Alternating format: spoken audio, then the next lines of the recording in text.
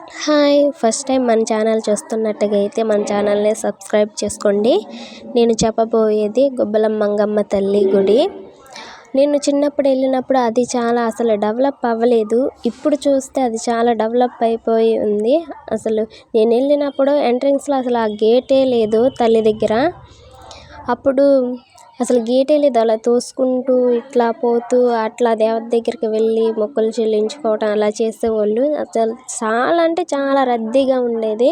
ఇప్పుడు కూడా చాలా, అందువల్లనే అనుకుంటా గేట్లు ఇవన్నీ సిస్టమ్స్ అన్నీ వేశారు. అక్కడ మ్యాజిక్ ఏంటంటే కొబ్బరికాయ అలా కోరుకొని కొబ్బరికాయ అలా కొట్టి పైన ఇలా అది ఒక రాయిలాగా ఉంటుంది. అట్లా పైకి ఇలా పెడితే అది అక్కడ చక్కగా అంటుకుంటుంది. ఎలా ఉంటుందో మరి తెలీదు. అక్కడికి వెళ్తే అసలు మల్లె పువ్వుల్లాగా కనిపిస్తుందండి పైన. కింద దేవతలందరూ అలాగుంటారు. అసలు మామూలుగా ఉండదు. ఎవరైనా విజిట్ చేయాలంటే అక్కడికి వెళ్ళి చేయండి. అసలు మామూలుగా ఉండదు. దేవత చాలా పవర్ఫుల్. అట్లా కోరికలు కోరుకున్నామంటే ఇలా నెరవేరిపోతాయి. అంత పవర్ఫుల్ అన్నమాట. ఏదైనా కోరికలు కోరుకొని ముడుపులు కట్టడము లాంటివి చేసుకుంటూ ఉండాలి. అక్కడ వాటర్ పైనుంచి వస్తూ ఉంటుంది అన్నమాట. వాటర్ ఫాల్స్ దగ్గర ఎలా వస్తుందో యాజ్ ఇట్ ఈజ్ అలాగే వస్తూ ఉంటాయి. అక్కడ అందరూ అన్నమాట ఆ నీళ్ళు దేవత వరమిస్తున్నట్టుగా భావించి ఆ నీళ్ళని తన తలపైన చల్లుకుంటారన్నమాట. అదొక వరం, దేవత ఇస్తున్న వరంలాగా తీసుకుంటారు. సరే, మరి మన ఛానల్ని సబ్స్క్రైబ్ చేసుకోండి. ఇదేనండి ఆ దేవత. చూశారు కదండి ఎంట్రన్స్లో ఎలా గేట్ పెట్టేశారు. నా చిన్నప్పుడైతే ఈ గేట్ అసలు ఉండేదే కాదు.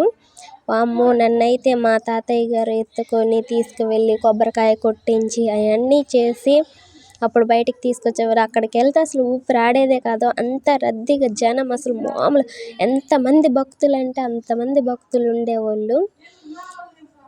నెక్స్ట్ టైం ఏదైనా మీకు ఏదైనా డౌట్ ఉంటే చెప్పండి. అవన్నీ వీడియో తీసి నెక్స్ట్ పార్ట్ 2 కింద పెడతాను. ఓకే. ఇది చాలా మోస్ట్ పవర్ఫుల్ అయిన దేవత అన్నమాట. ఇది అన్నమాట నాగులు ఉన్నాయి అన్నీ. గుబ్బల మంగమ్మ తల్లి గుడి పేరు చెప్తున్నా, గుబ్బల మంగమ్మ తల్లి గుడి ద మోస్ట్ పవర్ఫుల్ అయిన దేవత. చూసారు కదండి ఇలా ముడుపులు కట్టేసి ఇలా ఎంట్రన్స్లో గేటు ఎంత రద్దీగా ఉంటుందంటే అది చూడండి వాటర్ ఎలా వస్తున్నాయో ఆ విధంగా వాటర్ వస్తూ ఉంటాయి. ఆ వాటర్లో చాలామంది తడుస్తారు. ఎందుకంటే దేవత పంపిస్తుంది ఆ వాటర్ అని భావిస్తారు. అవి తలపైన చల్లుకుంటే మన దగ్గర ఉన్న దోషాలు అన్నీ పోతాయి అనేసి వాళ్ళ నమ్మకం. సరే, మరి ముందుగా మన ఛానల్ చూస్తున్నట్టుగా అయితే సబ్స్క్రైబ్ చేసుకోండి.